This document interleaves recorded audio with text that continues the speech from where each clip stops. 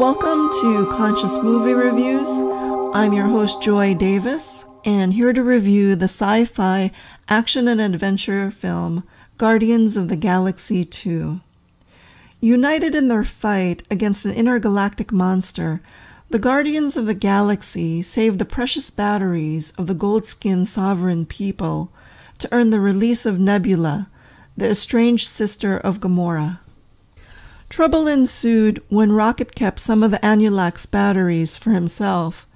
To the High Priestess Aisha, it was criminal, ordering a fleet of Golden Sovereign drones to go after them into the quantum asteroid field, only to be single-handedly destroyed by Ego. As a crude bunch, the Guardians are family to each other. They were leaders in their own right, yet willing to support whoever needed to lead the group in the moment. Similarly, the Ravagers stayed strong as a gang of misfits, with a hierarchy and code of ethics. The film is a good representation of the tribe, the collective being celebrated, where society values the we before it shifts again to the me side. This pattern was recognized by Roy H. Williams, a world-renowned marketing and advertising expert. It's a cycle that swings like a pendulum every 40 years. According to Williams, the we cycle began in 2003 to reach a zenith, and then will make a downturn and end by 2023. During this time, we're on an upswing to see great examples of working together for the common good, inclusivity, and volunteerism.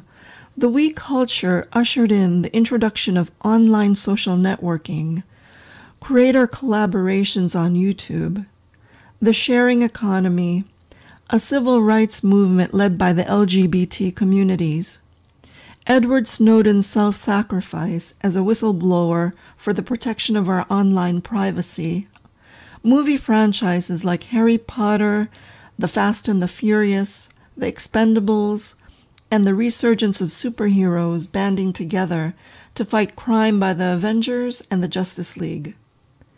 During a downturn of the we cycle, a team's noble intent of working together for the common good can calcify to become conformity, obligation, and sacrifice. When Peter discovered that his real father was Ego the planet, he was shown to also have immortal consciousness that can manipulate matter to create biological life and death. Peter was forced to combine their energies as celestial beings to activate thousands of seedlings that were planted throughout the universe to carry on Ego's existence, an example of how your family or tribe can obligate you to do what's expected. Just like Rocket, Ego stole batteries, referring to his son's life force energies for destructive use, to remake planets in his image, destroying life in the process. Ego's selfish intent was a universal threat to the common good. He had to be stopped.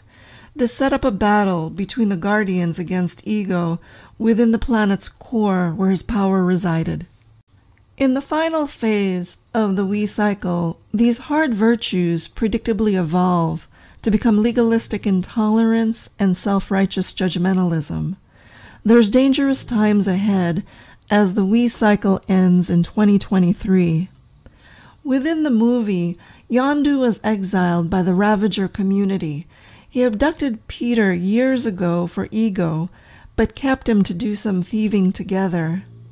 Child trafficking is a grave offense that violated the Ravagers' code of honor. They were quick to punish Yondu, a show of how a group that's working for the common good can devolve into self-righteous gang mentality. It was an unfair act against him because he cared for Peter.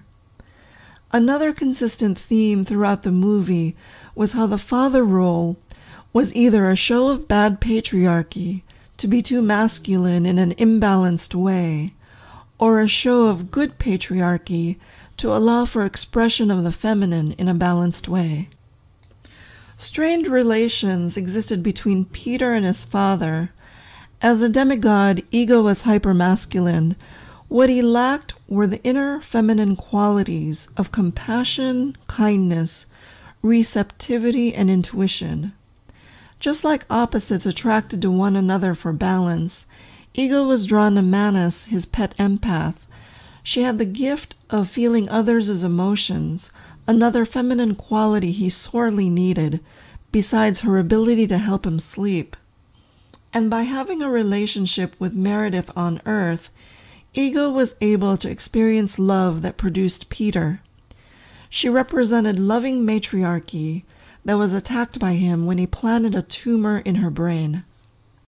As the father of Nebula and Gamora, Thanos pitted his adopted daughters against each other in cruel ways, a suppression of their feminine natures, to become rivals toward each other in an aggressively masculine way. Nebula's attacks hid an unmet need for the closeness of a caring sister. On the positive end of fathering, Yondu served as a surrogate father to Peter. He freely expressed being a nurturer, an inner feminine trait. Yondu hid the boy for years as protection from Ego, who had killed hundreds of his own children on different planets who were not born with his celestial abilities. Another surrogate father-son relationship existed between Yondu and Kraglin. When Yondu sacrificed his life for Peter to live, he left his prized Yaku arrow and telekinetic fin for Kraglin. The weapon represented how he lived his life with focused chaos.